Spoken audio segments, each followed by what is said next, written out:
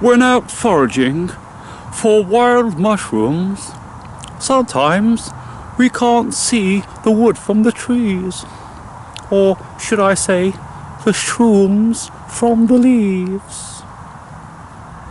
Now this mushroom is a tricky one. First of all, they have tinges of mauve. If you can see that. And they have some sort of a resemblance of the field bluet. But the mauveness doesn't seem really to be an integral part of the shroom. It just seems like a sort of like a hue, or a bit like an apparition of a colour. You think like, oh yeah, I can see mauve in that, but then it's kind of like, where is it? Because it keeps shifting and changing all the time. And the stipes don't appear to have any mauve or lilac on them at all. And so I have actually seen mushrooms in my book when I was looking for the identification, which look like these. Now then, this is a good one, because this stipe is becoming more extended at the base, and then underneath there we can see that mauveness again. They're a very intriguing mushroom, and so I'm going to be gathering up a bunch of those in different stages. Now what we want to do as wild mushroom foragers, we always want to have as many varieties that we possibly can in all their growths, and so I'm getting a pretty good selection here, and so I'm content with that. And if this is one that's absolutely gone over, which it seems to be, then therefore I've got the whole repertoire, so to speak.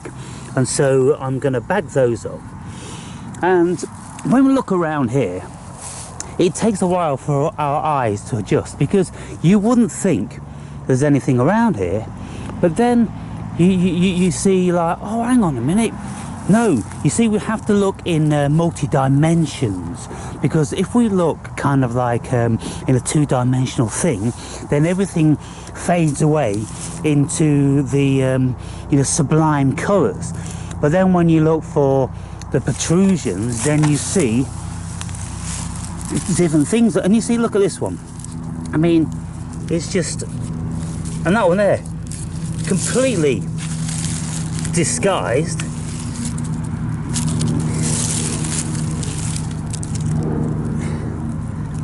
And so they're beautiful to find, you know, for lots of reasons. One, because they just look crazy like aliens. Two, because potentially they could kill you. Three, because potentially they could be really tasty and a good source of nourishment. Four, because it's jolly good fun. And so there are loads of reasons why geeks like me like to come out and forage wild mushrooms.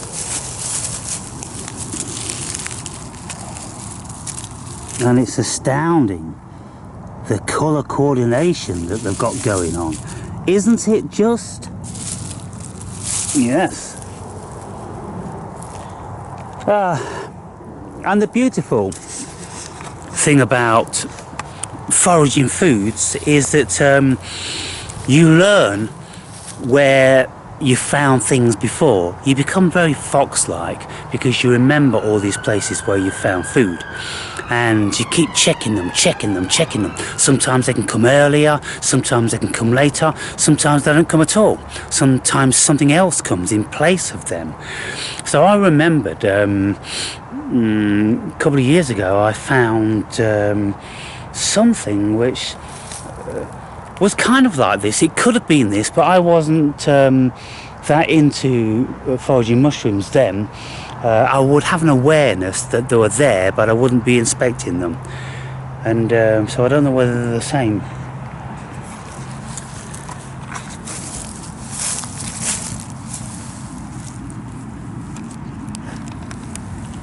But then we have an anomaly just here.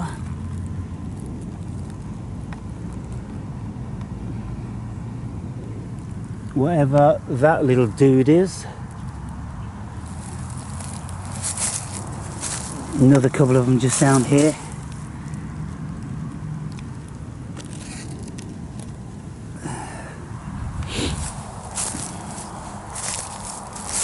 Can you see anything yet?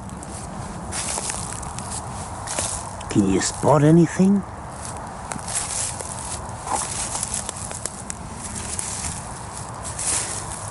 I'm hoping to come upon the biggest kick-ass bolete or Bocchini. Now then, we've got some more different stuff down here. Dodgy looking shrooms if I ever saw them.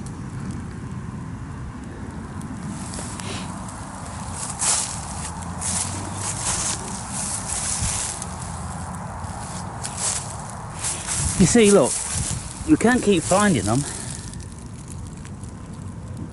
They're all over.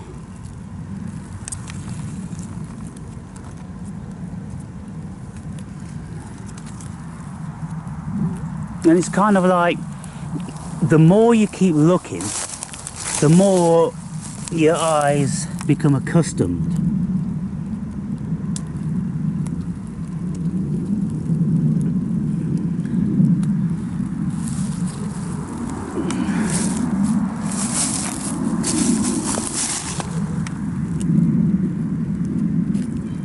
So in just this small patch, there's a lot of stuff going on. A lot of stuff going on.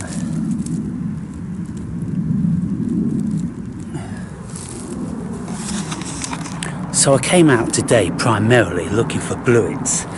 I'm hoping in these woods I'm going to find some wood bluets. Some of you remember I found the field bluets a few days ago.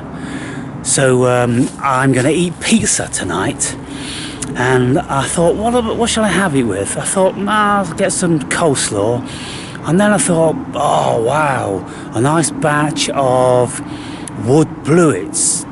That would go down really well. So wish me luck, dudes, and I'll see you in a bit.